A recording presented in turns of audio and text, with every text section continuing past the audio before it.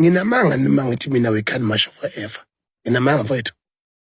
Nginamanga yini mina ukuthi we can march forever, and now we need to receive the flowers of what we have been doing.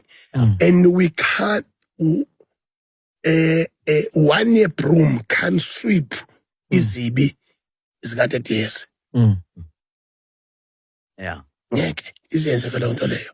So whatever we have achieved, and then asibhekela uma result, yeah, silungise lo monakalo. Yes. And then we re-establish indlela yohambo. Yeah, bese mhlawumbe kulungiswa nokunye ne okudinga lo njengoba nje unakhulya naye mfowethu abandaba focus endabeni zokuvalisa abantu izitolo ne.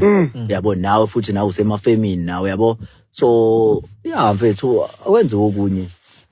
Iyona nto le ifunakalayo, and then ma kubonakala ukuthi ekhaleni zethu. Yeah. Ngoba into ebalekile la. Yeah. Uhulumeni useshila ukuthi uyasizwa. Yeah. And ukusizwa kwethu and sahlangana futhi naye. Saphela sahlangana nanomongameli. Yeah. And then yonke lento leyo ikhombisa ukuthi there is a progress. Kumanje laba bantu enginabo kwi leadership kune international